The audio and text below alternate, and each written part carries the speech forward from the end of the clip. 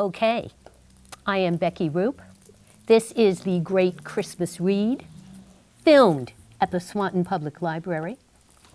And we are reading Harvey Slumfenburger's Christmas Present by John Birmingham. I haven't read this book before. It looks wonderful. Okay, it was Christmas Eve. Santa Claus and the reindeer were home at last. They were very tired because they had been delivering presents to children everywhere. You can imagine how exhausting. They had something to eat, and then Santa put the reindeer to bed. One of the reindeer said it did not feel very well. Maybe it had nibbled something on the way that it should not have. Nope. Santa thought that all it needed was a good night's sleep. Yep. See, it's got a thermometer in its mouth. He's checking to make sure it's not sick. Finally, Santa was able to go to bed. He put on his pajamas and was just climbing into bed when he saw something that made him gasp. That was very good. At the end of his bed lay his sack, and Santa could see the shape of one present still inside it. Santa pulled the present out of the sack, and the present was Harvey Slumfenburger's. Santa knew all about Harvey Slumfenburger. He knew that Harvey Slumfenburger's parents were too poor to buy him presents. He knew that Harvey Slumfenburger only ever got one present, and that was the present that Santa brought him. He knew that Harvey Slumfenburger lived in a hut at the top of the roly-poly mountain, which was far, far away. Santa was very tired. The reindeer were asleep, and one of them was not very well. But Santa knew he had to get that present to Harvey Slumfenburger. Can everyone say Harvey Slumfenburger? Harvey Slumfenburger. Excellent.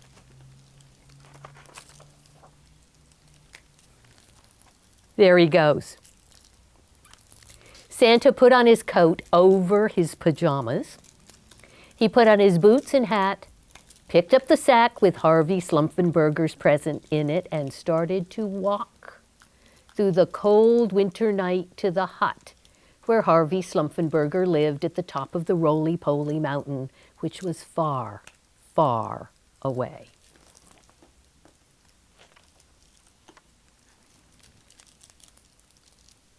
Santa had not gone very far when he met a man with an airplane.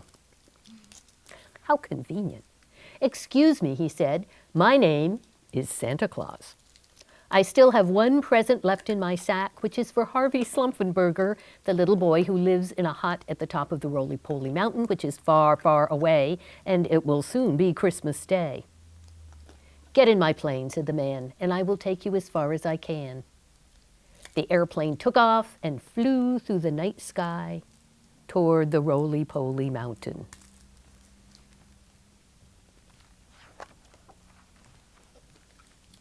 Heavy snow began to fall. Look at the sheep. "I am so sorry, Santa," said the man. "I cannot fly my airplane any further in this snow." The plane bumped and skidded across the ground and finally came to a halt. "But if you go to the garage that lies over the hill, there's a man with a Jeep, and maybe he can help you."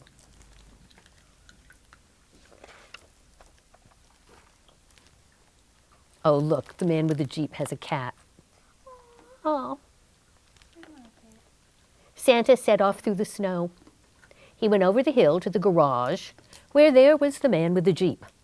"Excuse me," he said, "my name is Santa Claus. I still have one present left in my sack, which is for Harvey Slumfenburger, the little boy who lives in a hut at the top of the roly-poly mountain, which is far, far away.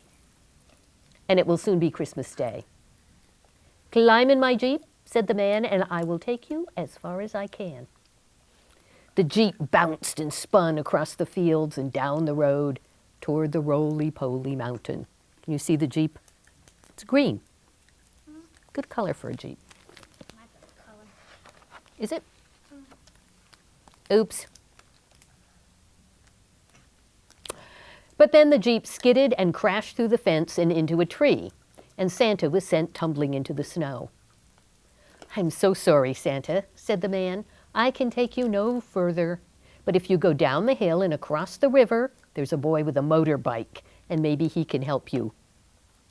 Can you see the rabbits running like mad?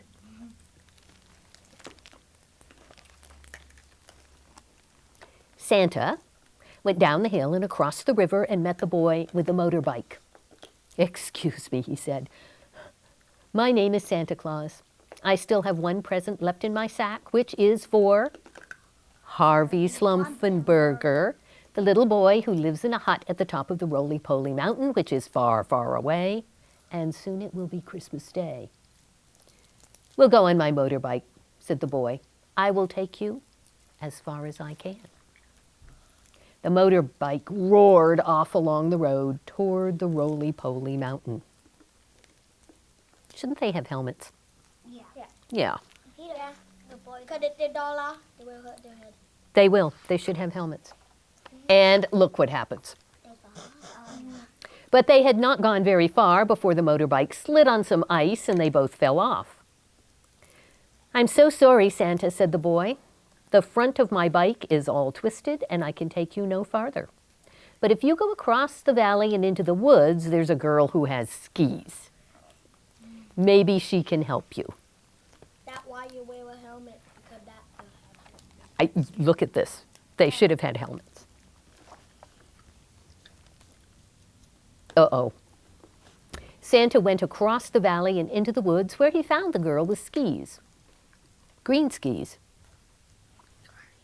"Excuse me," he said. "My name is Santa Claus. I still have one present left in my sack, which is for Harvey Slumfenburger, the little boy who lives in a hut at the top of the roly-poly mountain, which is far, far away. And it will soon be Christmas Day." "Stand on the back of my skis," said the girl, "and I will take you as far as I can toward the roly-poly mountain." So look at that. 2 people on skis. They didn't wear a helmet again that ski roll off. And, well, what could possibly happen with 4 people on one pair of skis? 2 people on one pair of skis. Well, they had not gone very far when the skis broke with a crack and they both tumbled into the snow. "I'm so sorry, Santa," said the girl. "My skis are broken and I can take you no farther. But if you go up the slope and down onto the plain, you will be near the bottom of the roly-poly mountain where there is a climber with a rope. Maybe he can help you." What do you suppose this present is? I hope it's worth it. I hope it's something to get a deal trip and not get dick. He's climbing.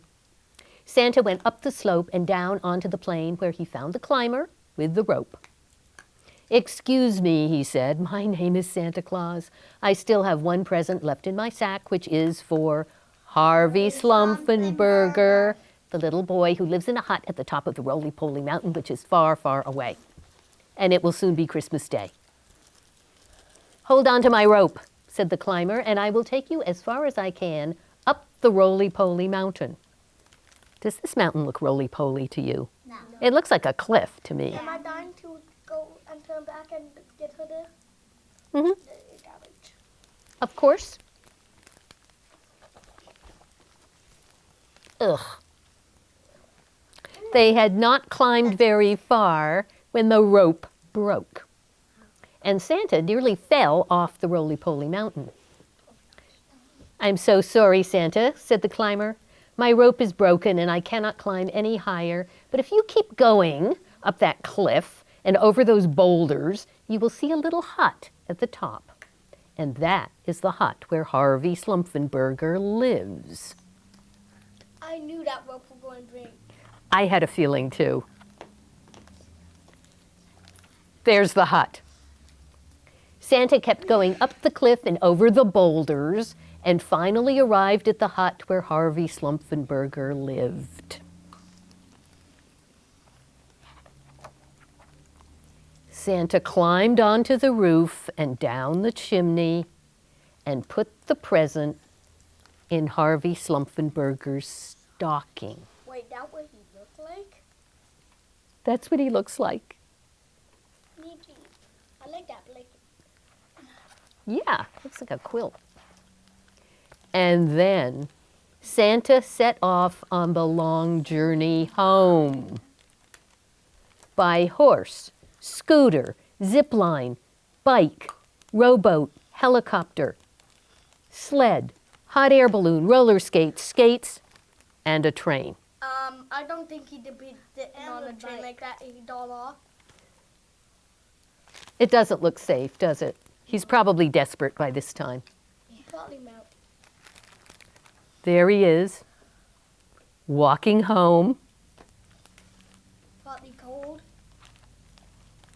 Santa checked that the reindeer were all right and tucked in bed. And as the sun began to rise on Christmas morning, Santa climbed into bed and was soon fast asleep. That was a long Long night. In the hut, at the top of the roly-poly mountain, which is far, far away, a little boy whose name was Harvey Slumfenburger reached for the stocking on the end of his bed and took out his present. I wonder what it was. I can dig the end. Oh, they don't tell us. And The The end. All right for Harvey. Hello, my name is Finley Gelsomino, and we're here with at the Swanton Public Library for the Great Christmas Read, and we're going to read The Gingerbread Christmas by Jan Brett.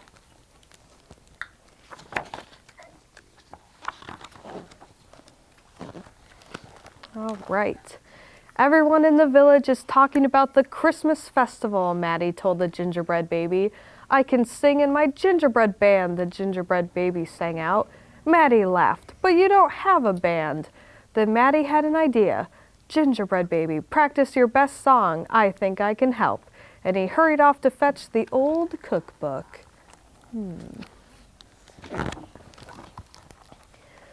In no time, Maddie had mixed the ingredients, rolled out the dough, and popped the gingerbread into the oven. Bake a full 8 minutes, the cookbook read. Do not peek. Tick, tock, tick. 6 minutes went by. Maddie peeked. Out of the oven came musical instruments, all made of gingerbread. They danced onto the table, playing as they went. The instruments clamored to perform then and there, but Maddie toned them down. First, you need some frosting, Maddie said. Then we'll be off to the village.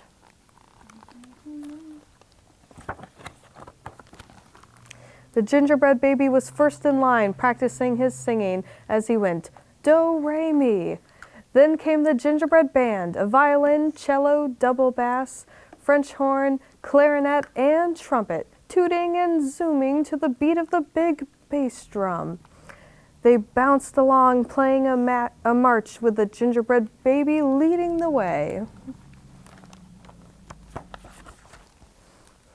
Down in the village, the gingerbread baby and all the gingerbread instruments strutted on stage and began to play. The villagers appeared from up the street, down the street, and out their doors. Wild animals peeked through the trees.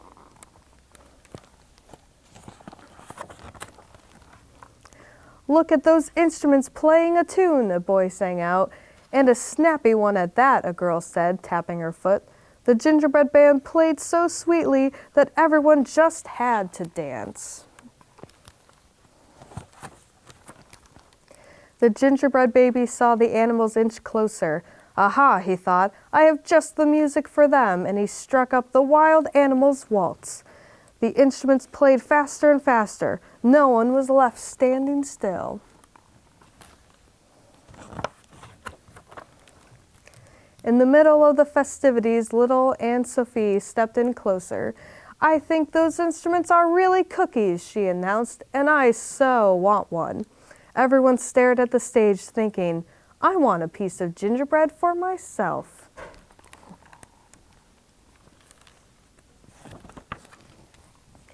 To distract them, the gingerbread baby began singing a beautiful song. Stars twinkle, twinkle in the night, silver trees and snow delight. Hand in hand we twirl around, twirling to the magic sound. The villagers were spellbound. Nobody noticed the instruments behind him, quietly leaving the stage.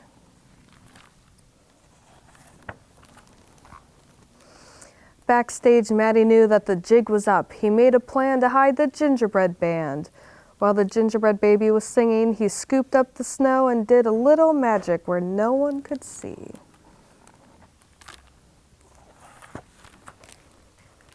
When the gingerbread baby saw that the gingerbread instruments were safe, he changed his tune. "I'm the gingerbread baby, just try to catch me. Look all around, but you'll never guess where I'll be." And he did a backflip off the stage where Matty was waiting.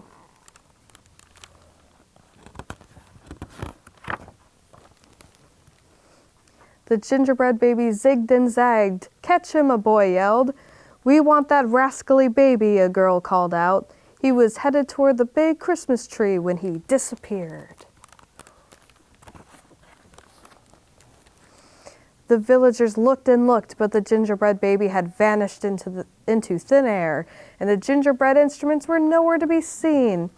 "We'll never forget the sweet sounds of the gingerbread band," the villagers consoled themselves. Matty waved goodbye.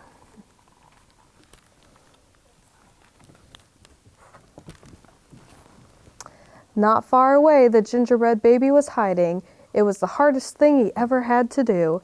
The gingerbread baby was thinking, "I must be absolutely quiet. I must be perfectly still."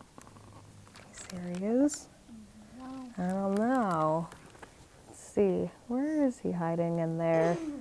I don't know. Do you see him? Right there. Is he right there? Oh, you're good. All right. And if Aunt Sophie heard a tiny voice singing after everyone had gone home, she never told anyone. That's the end of Gingerbread Christmas.